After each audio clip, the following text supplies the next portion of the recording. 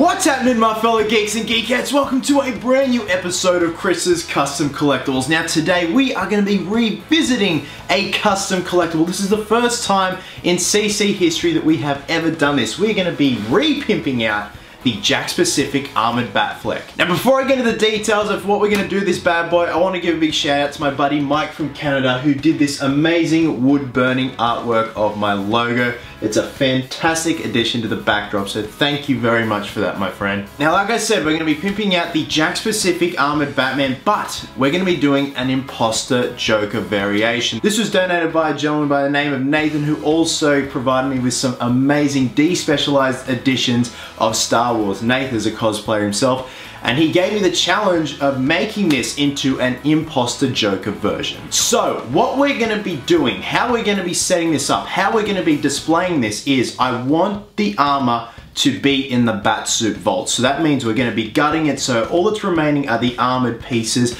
We're also going to be making a Batsuit vault with some LEDs on the bottom and probably on the top, and of course we've got to Jokerize this. So a lot of purples, a lot of greens, the graffiti everywhere, haha, Joker, you name it. We've obviously got to have a nice purple cape on the back. I'm really excited about this. This is something so different, and I think it's just going to look visually stunning. So the first step is dremeling out all the undersuit pieces, so all that's remaining is the armor. Now I will be constructing an aluminium or metal structure that will house all the armored bits. So it's kind of like Batman displays it in the vault on this structure whilst he's not wearing the armor. I have no idea how we're going to be building the suit vault at this stage. The priority is just to get all the pieces dremeled out, cut out. We'll paint the armor and then we'll worry about the suit vault later. So with that being said, let's get to it.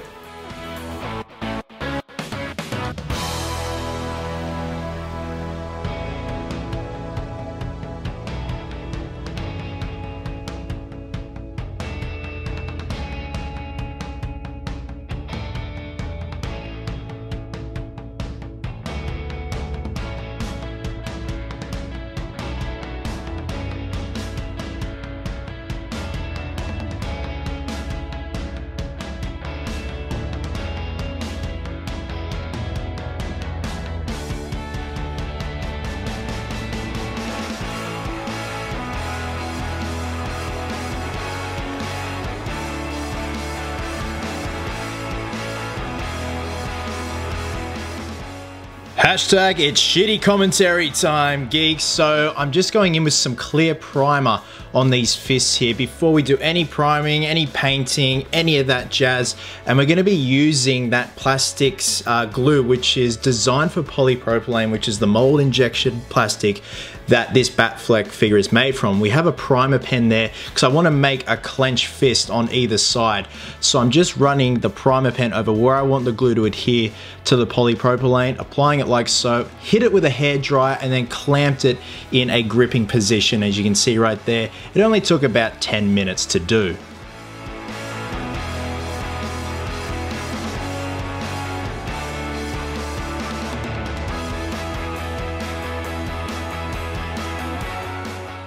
Alright geeks, finally all the components have been cut out, bored out, shaped, and I gotta tell you, that was a tedious process, especially these tiny little eyes in the mech helmet itself. Now, as you can see, it is already mounted on an armature, much like the one you see in that virtual reality tour of Bruce Wayne's Batcave from Dawn of Justice. So, we're going to do some backtracking a little. I'm going to take it all apart and show you just exactly how this armature looks under all this armor. The armature itself was constructed with some strips of aluminium that I got from Bunnings Warehouse. I think they were $3.50 each, and all up I used 1.5 strips. Alright, let's take it apart and I'll show you exactly how this looks underneath.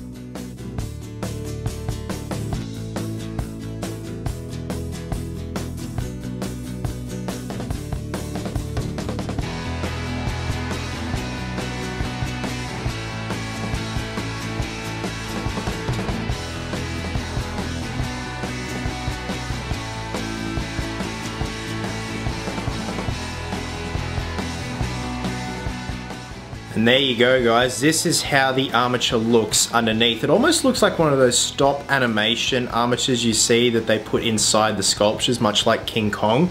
Now there is some cleanup required because I've got a lot of markings here. It was pretty much all touch and go in terms of how this is going to be engineered. Now the way it actually mounts on the armor is I've utilized the screw holes on the inside of the armor, so it screws through the armature itself, so it all holds in place. All the joints have been pop riveted in place, so all up this took a couple of hours. Like I said, just touch and go in terms of how it's going to be engineered. So now all that's left is just to clean it up a little, maybe give it a bit of weathering, but for the time being I kind of want it looking pristine. Very happy with the end result of that. Now it's time to start the painting process. Now with my first custom collectible of this figure, I didn't, you know, put a grey primer on it. I just put shoe polish on it and then dry brushed it with some chrome paint from Model Masters. But because we're going to be Jokerifying this, I'm going to be spraying it with a flat grey primer, and then we're going to be going in with the appropriate colors. I haven't got the purples and greens down pat as of yet. I'm still doing my research in terms of what I'm going to use, but for now we're going to start priming this, and hopefully by the end of the day I can show you guys exactly what we're going to be using.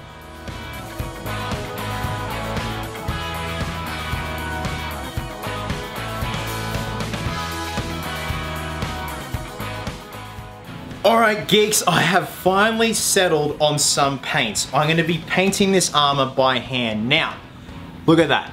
That is absolutely perfect and exactly how I wanted the paint job to be. It's not going to be perfect. I can't stress that enough, guys, because what we're going to be doing is painting the armor and then sanding it back, and we're going to be dry brushing it with some chrome from Model Masters, just to give the illusion that this paint job has been scratched off and the armor is showing through. So like I said, we're going to be painting this by hand. This is a Model Masters enamel called Pearl Grape. This also is a Model Masters enamel. This is Pearl Green. So these are pretty thick paints to paint on to this surface. So I've already done the test. The main torso is going to be purple. I'm actually going to make this belt gold, so I'm going to leave that till later. Going to be all purple here on the knee and the thigh. All the boot will be green. Then after that we can go in and start to do the details, and I can airbrush and hand paint on the ha-ha-has.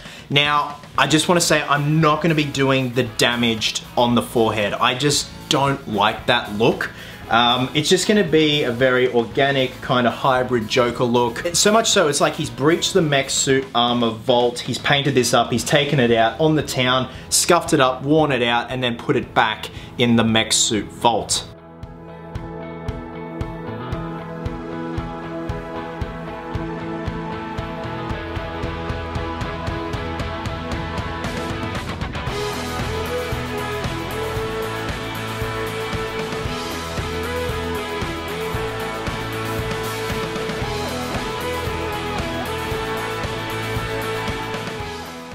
Now once all the pieces have been painted, I went back over with some sandpaper to break down that pristine paint job, and that is also going to act as a guide for when we dry brush the Model Masters chrome silver all over the armor. We're going to be very sporadic, guys. Now dry brushing, as you know, is trying to get as little paint but still as much coverage on the brush as possible, and just very lightly, especially when it comes to corners, just coat those areas, and it really gives that effect that the original color of the mech suit is showing through those purples and greens.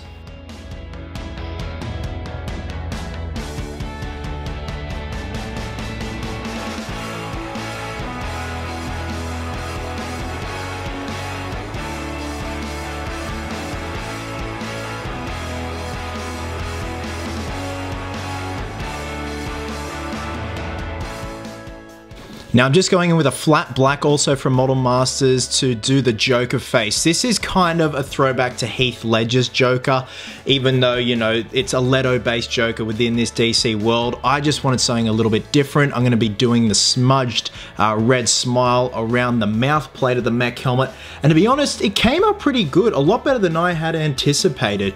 And don't have a sense of neatness with this, guys, just be sporadic and just disgusting. Now I'm going in and hand painting the ha-ha on the suit itself, as well as the hearts, the diamonds, and everything on the utility belt. This is just with a red also from Model Masters. These are all enamels, by the way. If you use acrylics or water-based, it's just going to be horrendous to work with.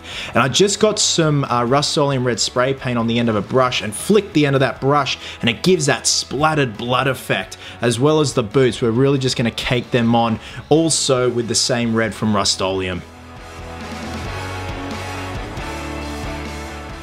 Okay, so this is the purple fabric I've chosen to go with the Impostor mech suit. It's quite silky and I do really like the way it drapes, so it's really going to drape perfectly over those big brooding shoulders and around the back of the mech suit itself. Now, from this point here to this point is 40 centimeters, so that's the cuff just behind the back of the mech helmet itself. We're going to splay all the way out to another 40 centimeters, following it all the way around.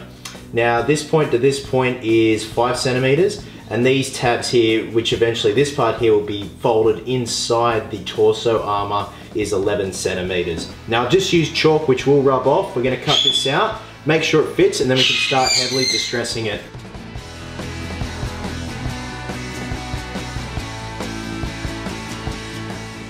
Now once the cape was cut out, I just went at it with a Stanley knife under some foam, and then that just gave the effect that it was frayed and weathered.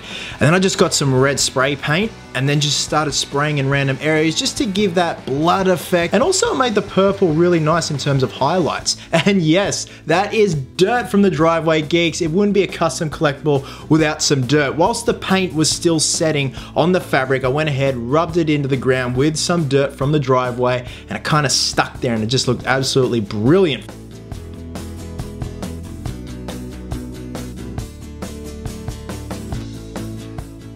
Alright geeks, as far as I'm concerned, the figure is done and dusted. Very happy with the end result. Now, it's time to make the bat suit bolt. Now, I've kind of jumped the gun a little bit, don't worry, I'm going to explain everything that I've done here so far. This is just some MDF boarding that I've used for the basic frame. Now I wanted to emulate the Batsuit vault from Batman vs Superman. The only difference is this is a squared enclosure, where in the film it's kind of a rounded enclosure, which gets a little bit tricky in terms of building a structure, and I don't want to overcomplicate things, and it's a lot more money. So what we've got here is your standard box frame here.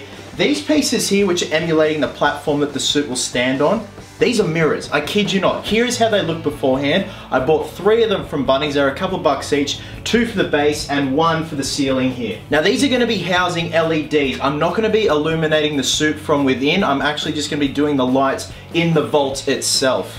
Now in terms of a color, the outside is going to be a gloss black. Now this is the same stuff that I use to paint the base for my life-size Freddy. This usually takes 2 good coats and then it's a nice, lovely, thick gloss black. In terms of the inside, I'm going to be lining that with aluminium sheet. Something very different. It's going to look very cool when it's all done. It's going to be all within the panels here. The sheet that's going to be at the rear of the enclosure is going to be textured, whereas everything else is going to be smooth. I just think this looks different. It's going to look amazing when it's all done. I'm just going to be spraying these with chrome spray paint from Rust-Oleum. In terms of weathering, it's just going to be around the corners of the aluminium, just to make it look like little rust areas and drips and whatnot. Then we get to go in and do the Joker graffiti. I'm thinking lots of ha-has, maybe a how's Jason question mark. Someone even suggested on my Instagram, and I will try and find their username to give them credit, because it was a great idea. I want to do who's damaged now question mark. In terms of finishing touches, I've got these furniture feet here that'll just go underneath the stand itself. Now as far as LEDs go yet, I haven't got anything down pat as of yet. I do have these that were lying around. I actually used to use these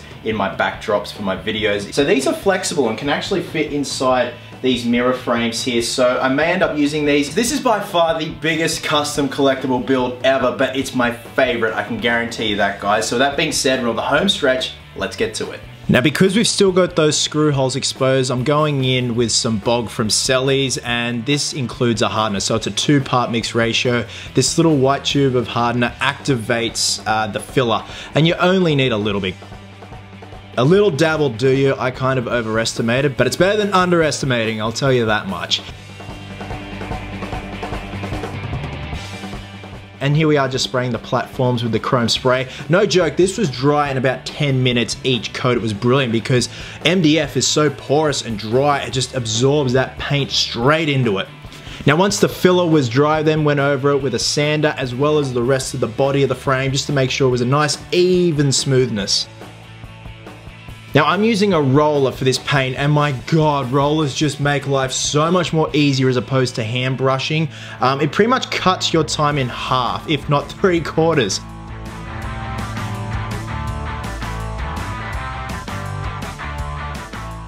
Now it's time to cut this aluminium sheeting, or aluminum sheeting, as the Americans like to call it. This stuff was so thin, I could cut it by hand with a Stanley knife, which was brilliant. I'm just drilling those holes in there for where the platforms will be placed.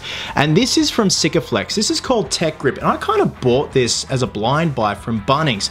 I needed something that would adhere sheet metal and MDF together, and apparently this stuff said it would do so, and it worked out fantastic. You just need a thin coat. And what I'm doing there is, you know, making a nice even coverage. And then I went in with some gloves and then kind of smushed it in to the MDF by hand. And you leave it clamped for about 2 hours, and then overnight it'll properly cure. So I did that to all panels within the suit vault itself. And the exact same thing for the platforms. I just put some glue on the platforms itself, and seriously, like shit to a blanket, this stuff just stuck so damn well, and I will definitely be using it for future projects.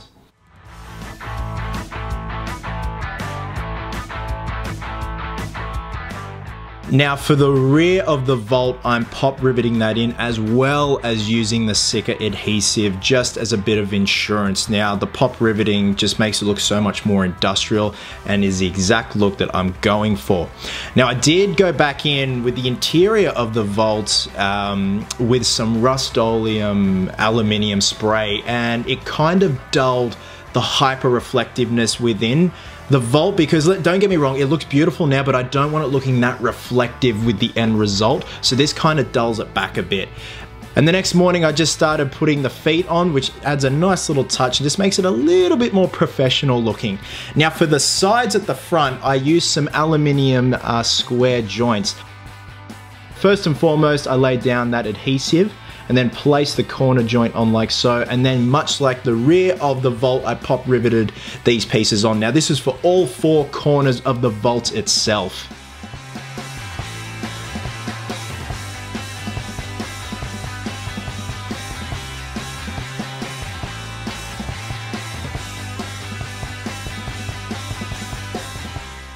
Now for the rust effect, it's just an orange student acrylic. Again, much like the armor, we're just dry brushing this in. And I'm smudging it in by hand very sporadically, so it has a very uneven surface to it, where it looks like it's dripped out in certain areas and it's formed a rust pool. Now it's time to install the LEDs. I got 2 kits from Bunnings, which is the exact same ones I use for the base for my life-size Freddy, which include remote controls, and I'll be demonstrating that at the end of the video. And here's a photo from Bunnings of what the packs look like. And these are 2 separate LED strips, which I mentioned previously in the video. Honestly, I don't think I'm gonna end up keeping them if I do happen to sell this piece, because honestly, it doesn't help illuminate the inside of the vault. And finally, we're gonna be airbrushing on the graffiti just with some red, and I just did some stuff by hand like the Joker eyes, and honestly this came up an absolute treat for the end result. And then I just went in with some sprays of some random purple just to give the effect that, you know, he's painted this in the vault and he's just got paint everywhere. So with that being said, geeks, it's time for the final reveal.